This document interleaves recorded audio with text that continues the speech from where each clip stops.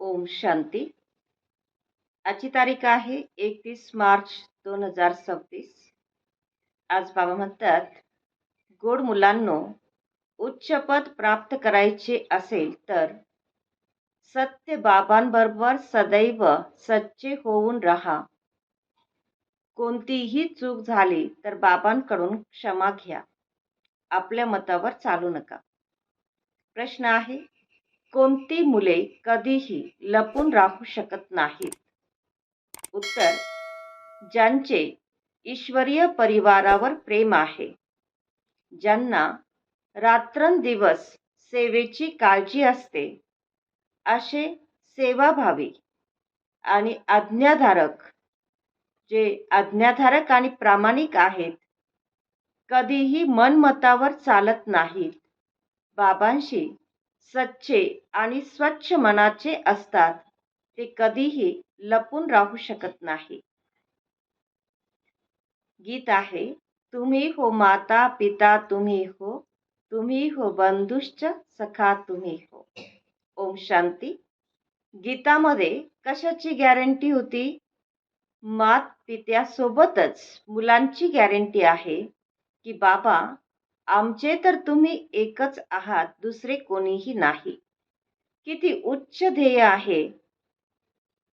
अशा श्रेष्ठ बाबांच्या श्रीमतावर कोणी चालेल तर गॅरंटी आहे की नक्कीच उच्च वारसा प्राप्त करेल.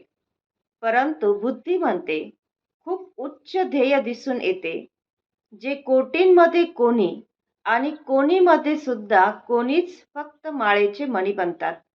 म्हणतात देखील, तुम मात पिता हम बालक तेरे. परंतु माया इतकी कठोर आहे की कोणी मुश्किलीने गॅरंटीनुसार चालू शकतील. प्रत्येक जण स्वतःला विचारू शकता की खरंच मी माता पित्याचा बनलो आहे का? बाबा म्हणतात नाही, फार कमी आहेत. तेव्हाच तर बघा, माळा किती जणांची बनली आहे. किती कोटींमधून फक्त 8 जणांची वैजयंती माळा बनते. कित्येक जण तर म्हणतात एक आणि करतात दुसरेच. म्हणून बाबा देखील म्हणतात की बघा किती आश्चर्य आहे. बाबा किती प्रेमाने समजावून सांगतात, परंतु सपूत मुले फार कमी निघतात की जे माळेचे मणी बनतात. कोणी विरळेच माळेचे मणी बनतात. ती मुले देखील लपून राहत नाही, ते बाबांच्या हृदयाच्या जवळ राहतात. रात्रंदिवस त्यांचे सेवेवरच लक्ष असते. ईश्वरीय नात्यावर प्रेम असते. बाहेर कुठेही त्यांची बुद्धी जात नाही. असे प्रेम दैवी परिवाराशी ठेवायचे आहे. म्हणतात, अज्ञान काळामध्ये देखील मुलांचे वडिलांवर, बहीण भावाचे आपसात खूपच प्रेम असते. इथे तर काही जणांचा कणभर सुद्धा बाबांशी योग नाहीये. गॅरंटी तर खूप देतात. भक्ती मार्गामध्ये गातात, आता तर मुले सम्मुख आहेत. विचार केला जातो, भक्ती मार्गामध्ये जे गात राहतात ते किती प्रेमाने आठवण करतात. इथे तर आठवण करत नाहीत. मुलांमध्ये काहीतरी कमतरता आहे ना. बोलतात एक, करतात दुसरेच. नाहीतर बाबांकडून वारसा किती उच्च मिळतो. किती सच्चाईने बाबांच्या सेवेमध्ये लागले पाहिजे. परंतु माया किती कठोर आहे.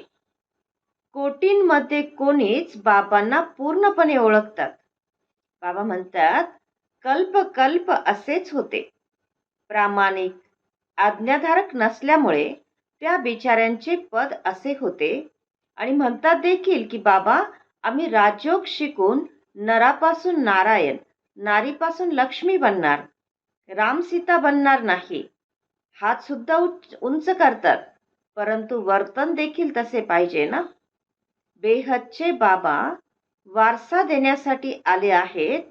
त्यांच्या मतावर किती चालले पाहिजे? असे भरपूर आहेत की ज्यांनी शपथ घेतली आहे की आम्ही श्रीमतानुसार चालणार नाही. आज बाबा काय म्हणतात बघा, बाबा म्हणतात असे भरपूर आहेत की ज्यांनी जशी काही शपथ घेतली आहे की आम्ही श्रीमतानुसार चालणार नाही. ते लपून राहत नाहीत. कोणाच्या नशिबात नसेल तर पहिल्यांदा देह अभिमान थप्पड लगावतो. नंतर आहे कामविकार. कामविकार नसला तर क्रोध, लोभ आहेतच. हे तर सर्व शत्रू आहेत. मोह देखील अशी गोष्ट आहे जो एकदम सत्यानाश करतो. लोभ सुद्धा काही कमी नाहीये. हे सर्व अतिशय क्रूर शत्रू आहेत. खूप क्षुल्लक वस्तूंची चोरी करतील. तर हा देखील लोभ आहे ना. चोरीची खूप वाईट सवय आहे. तर बाबा म्हणतात आतून मन खायला पाहिजे की आपण पाप करत राहिलो तर काय पद मिळवणार. शिवबाबांच्या यज्ञामध्ये येऊन मी असे काम कसे करू शकतो. माया खूप उलटी कामे करून घेते. कितीही समजावून सांगा तरीही सवय जात नाही. कोणी नावारूपामध्ये अडकतात. देह अभिमानामुळे नावारूपामध्ये अडकतात. प्रत्येक सेंटर विषयी बाबांना सर्व काही ठाऊक असते ना. बाबा तरी काय करणार. समजावून सांगावे तर लागते. किती सेंटर्स आहेत. बाबांकडे किती समाचार येतात. काळजी तर असते ना. चांगल्या चांगल्या मुलांना सांगितले जाते की मोठे म्हणवून घेणे मोठे दुःख भोगणे. म्हणजे मोठेपणा पाहिजे असेल तर त्याला तेवढं सहन सुद्धा करावं लागतं. इथे तर दुःखाची काही गोष्टच नाही. जाणता की कल्पापूर्वी देखील असे झाले होते. ईश्वराचे बनून तरी सुद्धा मायेच्या वश होतात. तर काही ना काही विकर्म करतात. किती मोठे ध्येय आहे. यामध्ये मनाची खूप सफाई पाहिजे. मन देखील आहे सच तो बेठो नच. जर बाबांबरोबर सच्चाईने म्हणजेच प्रामाणिकपणाने चालत राहाल तर सतयुगामध्ये जाऊन श्रीकृष्णासोबत डान्स कराल. सतयुगामध्ये श्रीकृष्णाचा डान्सच प्रसिद्ध आहे. रासलीला राधे कृष्णाचीच दाखवतात. नंतर रामलीला दाखवतात. परंतु नंबर 1 रासलीला राधे कृष्णाची आहे. कारण यावेळी ते बाबांसोबत खूपच प्रामाणिक बनून राहतात. तर किती उच्च पद प्राप्त करतात. भक्ती मार्गामध्ये भले आठवण करतात परंतु महिमा तर कोणाचीच नाहीये. श्रीकृष्णाची आठवण करतील, महिमा करतील की लोणी चोरले, त्यांना पळवून नेले, अकासूर बकासूरला मारले, असे केले, बस आणखी काय म्हणतील. हे सर्व आहे असत्य. सुतभर सुद्धा खरे नाही. गाता देखील सतयुगामध्ये निर्विकारी देवता होते. त्यांच्याविषयी गातात देखील की सर्वगुण संपन्न, 16 कला संपूर्ण. आणि मग असेही म्हणतात की तिथे देखील रावण, कंस, जरासंध इत्यादी होते. सांगितले जाते पवित्र बना. तर म्हणतात की देवतांना देखील मुले इत्यादी तर होती ना. अरे तुम्ही गाता सर्वगुण संपन्न, संपूर्ण निर्विकारी, मग विकाराची गोष्ट कशी असू शकते. तुम्ही देखील निर्विकारी बना. तर म्हणतात की सृष्टीची वृद्धी कशी होईल. मुले कशी जन्माला येतील. मंदिरांमध्ये जाऊन महिमा गातात आणि घरी आल्यावर ती महिमा देखील विसरून जातात.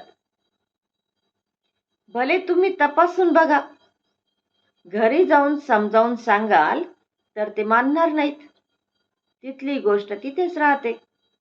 पवित्र बनण्यासाठी सांगाल तर म्हणतील वाह, यांच्याशिवाय याच्याशिवाय दुनिया कशी चालेल. त्यांना माहितीच नाहीये की वाइसलेस दुनिया, निर्विकारी दुनिया कशी चालते.